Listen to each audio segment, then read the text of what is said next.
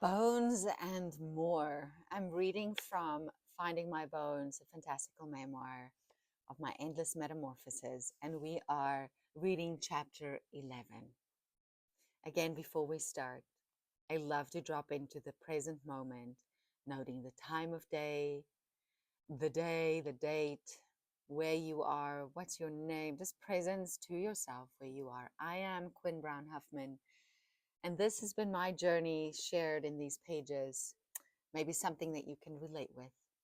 So I would love it if you are reading along with me.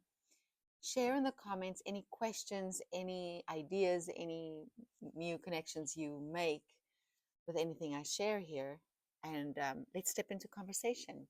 And if you are enjoying anything I'm sharing, like and subscribe, and let's stay in connection. And thanks for being here. We are at chapter 11.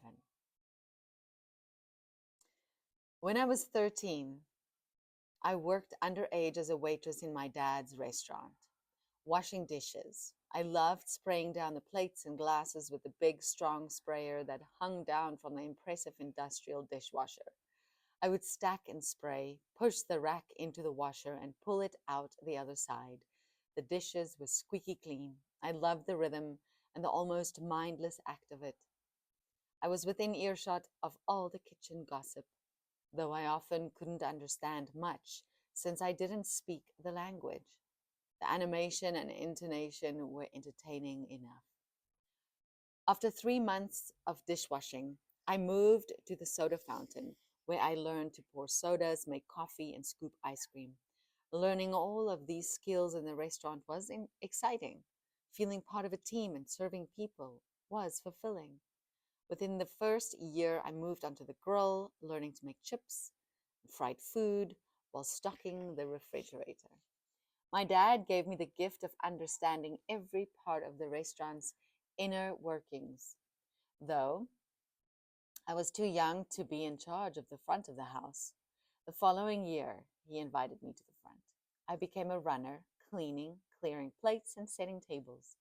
I was torn between what I enjoyed more. I loved the warmth and rhythm of the kitchen, but also the beauty and ever changing front with its continuously new faces. Eventually, I was promoted to hostess, where I greeted and seated people, learning to read their needs and divided tables amongst waiters fairly.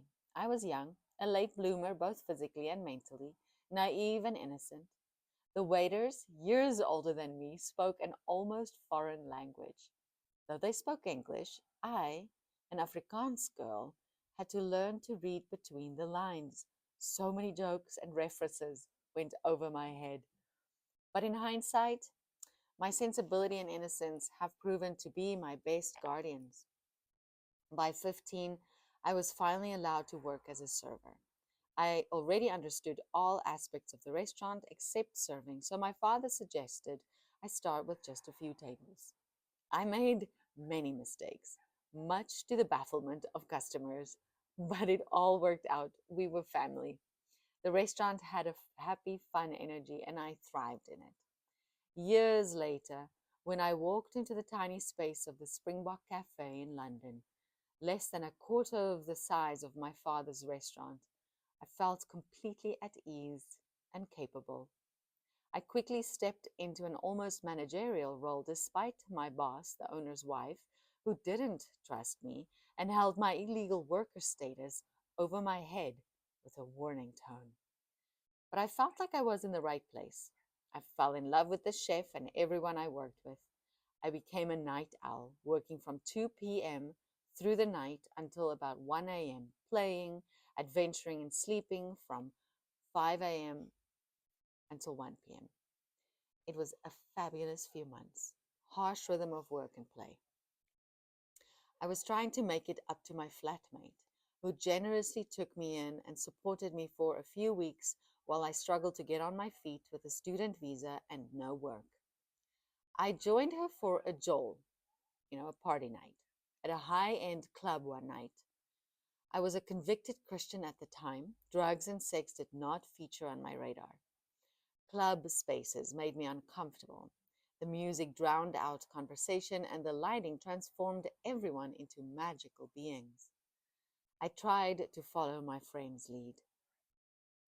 We spotted some guys eyeing us. I made small talk, though it felt pointless. Everyone pretended to hear one another over the music, but I couldn't hear or understand a word. The excessive drinking, people disappearing and reappearing, it felt like a twilight zone. The next minute, my friend pulled me along, and suddenly we were leaving the club with these guys. I felt like I was being swept into a current where I might be unable to come up for air. I needed to swim, but the current was strong. The next thing I knew, we were in someone's apartment taking shots of liquor and engaging in conversation that made no sense.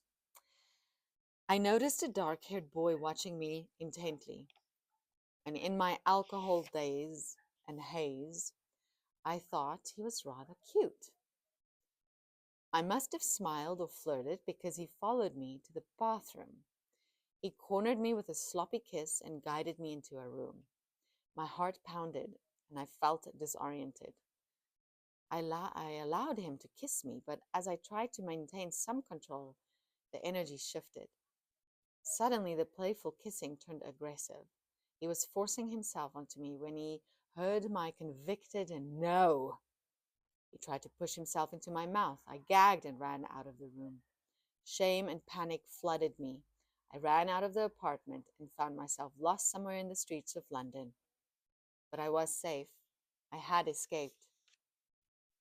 It took a long time to recover from the visions and flashbacks of that night.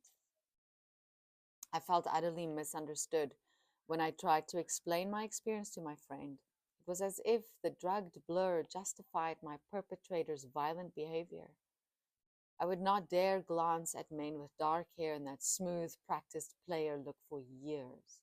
The memory stayed lodged in my body, a wound that would take time to heal. Yes, so many of us, so many female bodies and male bodies have experienced the violation. And what is there to say about it? How do we move through that energetic violation and physical and come out the other side free and open and sexually expressive? It is a journey that is unique to each human. And there are many practices and many modalities that serve us to work through these pieces. And I hope if anything that is like this ever happens or has happened to you, that you have found a way to process, express, experience yourself shedding any trauma that might have locked you into place or taken your freedom from you. I am sending you so much love. Please comment and share your thoughts, and know that I'm here reading all of it, and I enjoy being in this space with you. Much love.